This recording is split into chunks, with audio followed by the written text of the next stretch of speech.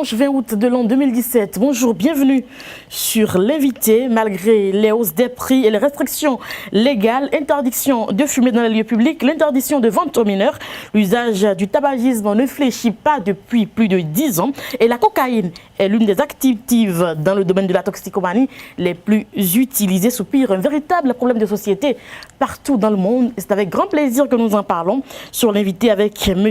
Eli Adjiran, il est le directeur exécutif de l'ONG TLTS, entendez, Technique de lutte contre le tabagisme. Bonjour. Bonjour. Bienvenue sur l'invité. Et avec Kader Achirou, nous allons conduire cet entretien. Bonjour, bienvenue. Bonjour Nadège, bonjour Eli Adjiran, vous êtes le directeur exécutif de l'ONG TLTS. Absolument. Alors nous allons commencer par une présentation de votre structure déjà, c'est quoi? Ok, je vous remercie, chers journalistes.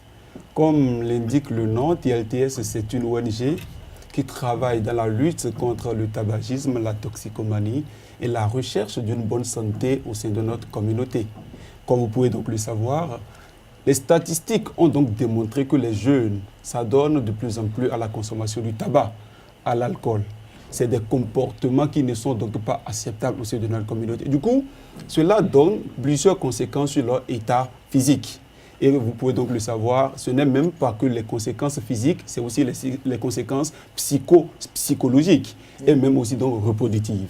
Au regard donc de toutes ces conséquences qui découlent de la consommation donc du tabac, nous nous sommes imprimés dans une dynamique de la mise en place de cette ONG pour une sensibilisation, pour un rappel et donc amener donc les jeunes de plus en plus à donc bannir ces genres de comportements au sein de notre communauté. Ainsi, l'ONG TLTS a été créée. Quelles sont les missions que vous êtes assignées?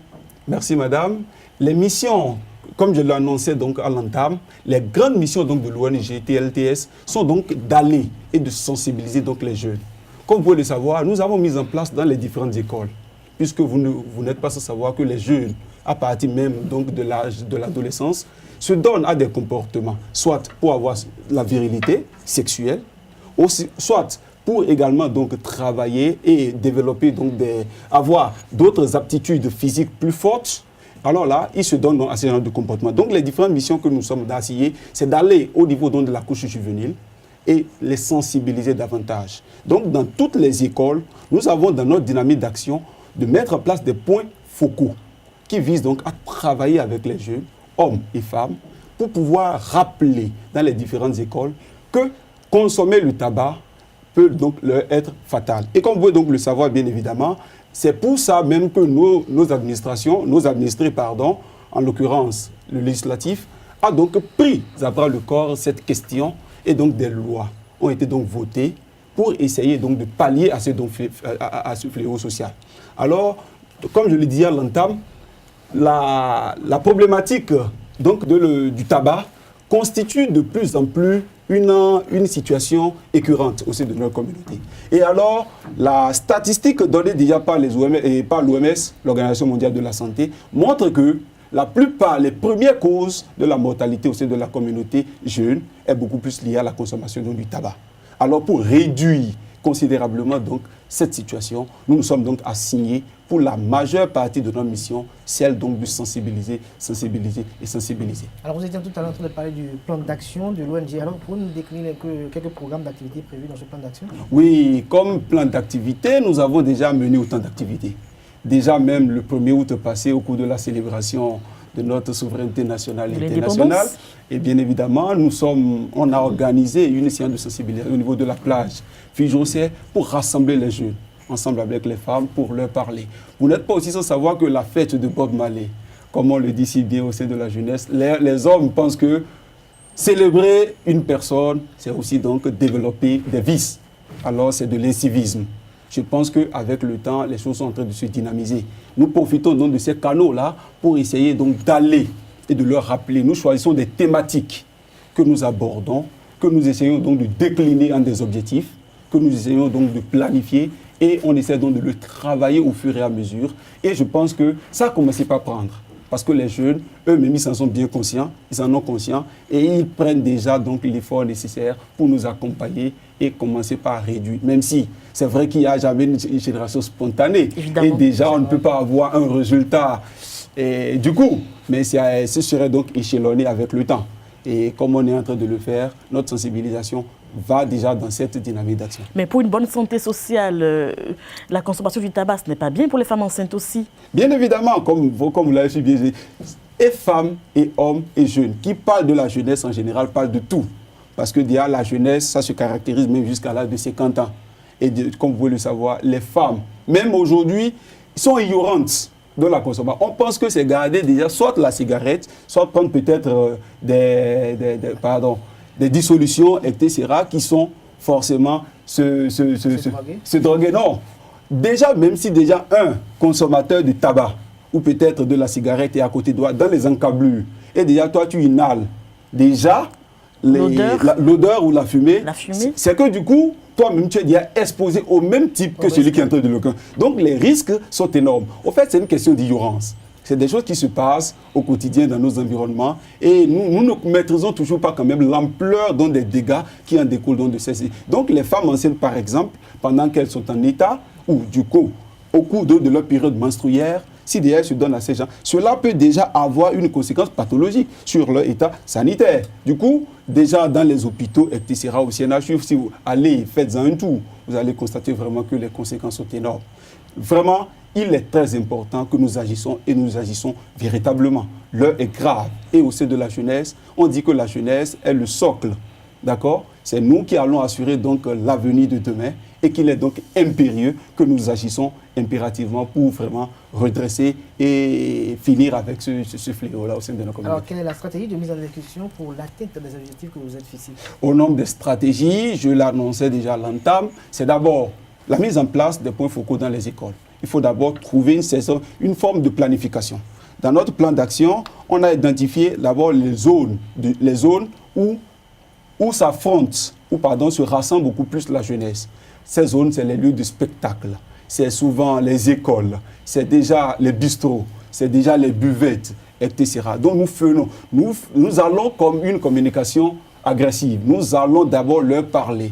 Nous nous rapprochons d'eux. Dans nos plans d'action, ces points focaux-là, dans les écoles, ce seraient déjà des jeunes qui se rassemblent, qui font donc des activités académiques, qui accompagnent véritablement leur mission académique comme prévu déjà dans le programme éducatif, et cela leur permet donc de se rassembler, de choisir un thème où ils abordent, ils font donc les différentes déclinaisons, les différentes orientations, les différentes sensibilisations, etc.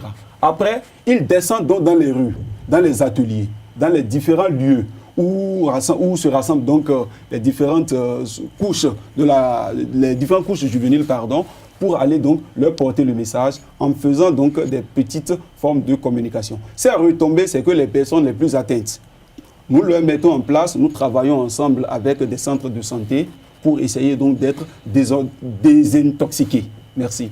Pour être désintoxiqués et avoir donc une prise en charge.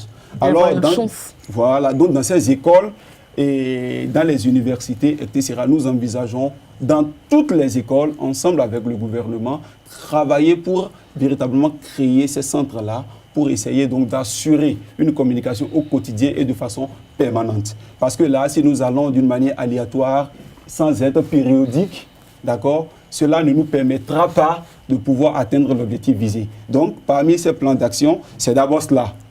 Nous rapprocher d'abord de la jeunesse et beaucoup plus vers les écoles, les universités, les ateliers, les buvettes, etc. Et profiter donc, nous sommes déjà dans la période des vacances, même si elles sont en train donc de finir, profiter également donc des lieux, c'est-à-dire les activités de loisirs, comme les spectacles qu'on organise un peu partout pour essayer donc d'aller sensibiliser et rapprocher donc les jeunes aussi donc de cet objectif que nous avons tant visé. Elia Djiran, quelles sont vos ambitions au finish? Merci Madame la journaliste. Nos ambitions, nous avons de très grandes ambitions. Notre plus grande ambition, c'est que d'ici effectivement 2020, comme prévu déjà dans les ambitions donc de l'OMS, c'est que d'ici peu, 80% au minimum de la jeunesse qui s'adonnait à ce genre de comportement puisse donc l'abandonner véritablement. Ce n'est même pas réduit, c'est donc de finir avec ce fléau et déjà les personnes atteintes soient véritablement prises en charge et qu'ils soient donc suivis. Est-ce qu'on pourra vraiment finir avec?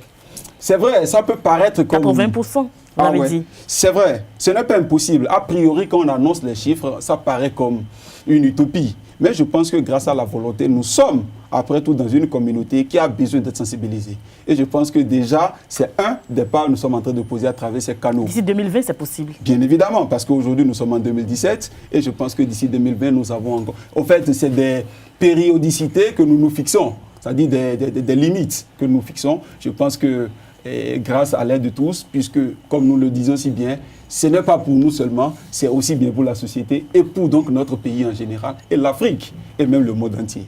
Alors, il est donc indispensable que d'ici 20, au regard donc de ces ambitions, que nous puissions quand même faire un grand pas pour réduire considérablement donc ce fléau. Et quels seront vos moyens d'intervention? Vraiment, je vous remercie pour cette question. Comme moyen d'intervention, c'est vrai, ça paraît difficile, puisque déjà on dit un homme, une mission, des moyens. Les plus grandes idées viennent à tout moment. Les idées sont là, les ambitions sont là, ça dit même les objectifs sont visés et tout, mais déjà les moyens pour y parvenir sont quand même clairs. Les moyens les plus rapprochés, les plus simples à utiliser, c'est d'abord l'écoute. L'information. Il faut d'abord l'information. Et aujourd'hui, je pense que depuis le temps de Mathusalem, ça n'a jamais changé, l'information a toujours demeuré, mais c'est son applicabilité qui semble difficile. Il faut aussi donc une éducation. Alors cette éducation doit donc partir en associant les acteurs éducatifs dans nos écoles, comme je vous le dis, parce que vous le savez si bien, même les parents, à partir de certains moments, dans l'élan, dans l'édification de la personnalité de l'individu, vous n'êtes pas sans savoir que les parents, de plus en plus avec les occupations professionnelles, deviennent de plus en plus absents sur l'arène éducationnelle de leurs enfants. Du coup, à partir de certains moments, dans la course effrénée pour un mieux-être social, les parents commencent par oublier. Ils pensent que c'est déjà en donnant le minimum, en accomplissant leur devoir, qu'ils assurent déjà en réalité. C'est faux. Les enfants passent plus de temps au dehors, donc du coup, ils sont plus éduqués par l'éducation de la rue. Alors, il faudrait déjà que dans nos plans d'action, nos acteurs éducatifs puissent s'associer à nous, nous accompagner, les médias, à travers une forte sensibilisation pour essayer donc de rappeler à plein temps les conséquences liées donc à la consommation du tabac. Ainsi dit, inviter donc chacun de nous à pouvoir donc prendre conscience de ce fléau-là, de cette situation et que cela puisse donc aller. Deuxièmement parlant, comme plan d'action, c'est également sensibiliser, comme je le disais. Cette sensibilisation ne serait pas que seulement donnée à travers les médias. Ce serait désormais à travers une sensibilisation qui peut même être sanctionnée. Pour dire, jusqu'à un tel taux, nous vous sensibilisons sur la consommation. Et déjà, si l'État peut prendre ces mesures avec l'importation, c'est vrai que la cigarette aujourd'hui, vous n'êtes pas sans savoir, c'est un secret de polichinelle pour tous, l'importation, même on dit aux gens, le tabac nuit. Mais quand on arrive à l'étape de dépendance... C'est bien inscrit dessus. Hein. C'est bien inscrit. Mais pourtant, vu qu'ils sont déjà à une étape très avancée, à l'étape de la dépendance, ils n'arrivent plus donc à se soustraire. Je pense que l'État doit nous accompagner en mettant quelques barrières à l'importation donc de ces produits-là. Ce serait un pas. Même si ça a une connotation économique. Je pense que nous ne devons plus nous mettre sous ce couvert-là, rechercher le financement, certes, rechercher les moyens économiques, certes, mais quand même ne nous détruisons pas avec cela. Et qui parle donc du tabac, qui parle donc du tabagisme, de la toxicomanie, c'est aussi donc l'alcool. Les promoteurs de buvettes, c'est vrai qu'ils sont aussi dans leur élan économique, ils recherchent leur profit. Tout le monde va boire, etc. Mais déjà, la consommation doit être réduite. On dit l'excès en toute chose nuit. Oui.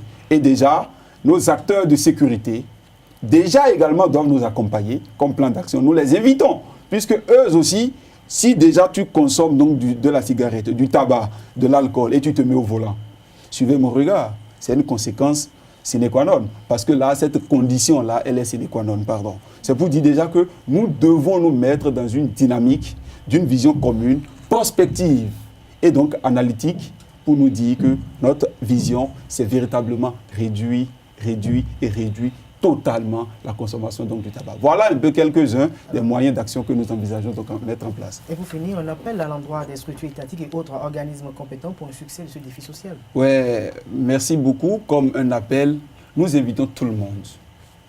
Les structures qui organisent, par exemple MTN, qui organise Yellow Summer. Vous n'êtes pas sans savoir que... C'est de la pub à MTN sur notre plateau. Non, même pas, même pas. Ce n'est pas une pub, mais c'est juste, si je prends MTN, parce que sa structure, c'est mise dans une dynamique de la promotion de la jeunesse, des activités juvéniles. Vous voyez, à travers l'organisation de Yellow Summer. Et vous n'êtes pas sans savoir qu'au cours de ces différentes activités, certaines personnes partent de zéro et deviennent donc des meilleurs acteurs de consommation du tabac. Simplement parce qu'ils ont eu une occasion, outre s'épanouir, de pouvoir mettre pied à ces genres de lieux touristiques, à ces genres de lieux d'épanouissement. Alors, si déjà les promoteurs eux-mêmes doivent pouvoir mettre dans leur plan d'action que, outre les activités que nous envisageons mettre en place pour aider les jeunes à pouvoir s'épanouir, il faudrait aussi impliquer les acteurs à pouvoir donc assurer, trouver peut-être ces genres de canaux au nom peut-être 4 heures du temps d'un spectacle au cours d'une activité, 4 heures du temps au sein d'une activité, il faudrait aussi que cela soit donc ajouté et qu'on nous programme peut-être pour des petites sensibilisations, etc. Vous mettez des barrages en fait. Voilà. Nous invitons également l'État, le gouvernement, à travers le ministère de la Santé, les autres structures ou autres organisations qui travaillent par exemple la dernière fois à la JCAI à fêter la journée de la lutte contre le tabac. Voilà encore des organisations également à caractère lucratif, à but non lucratif, qui également travaillent dans ces... Donc nous sommes ouverts à toute autre structure qui souhaiterait donc travailler avec nous. La finalité, c'est que la main dans la main, comme l'a fait Guizot en temps, pour que nous puissions vraiment fermer la jarre trouée. C'est notre vision. Adjiran, vous êtes directeur exécutif de l'ONG TLTS. Vous avez déjà vu quelqu'un qui a subi des affres de la toxicomanie? Ah oui, nous en avons beaucoup vu et nous continuons toujours de voir. Et qu'est-ce que ça vous a fait? Vraiment, je suis chagriné. J'ai la chair de poule et je pense que c'est vraiment ahurissant. On aurait pu éviter le pire si tant est qu'on a pris conscience tôt. C'est pour ça qu'il urge que nous agissons et nous agissons impérativement et directement avec toutes les forces, tous les moyens dont nous pourrons disposer pour véritablement réduire et finir avec ce fléau au sein de nos communautés. Merci à vous. Kader Achirou, merci. C'est la fin de l'invité. On recevait pour vous Elie Adjiran, directeur exécutif de l'ONG TLTS. Il faut retenir de cet entretien que le tabac nuit gravement à la santé, n'est-ce pas? Et la vision doit être commune pour lutter effectivement contre ce fléau qui mine notre société. Merci à tous et à toutes pour l'attention. À dimanche pour notre numéro de l'invité. Au revoir.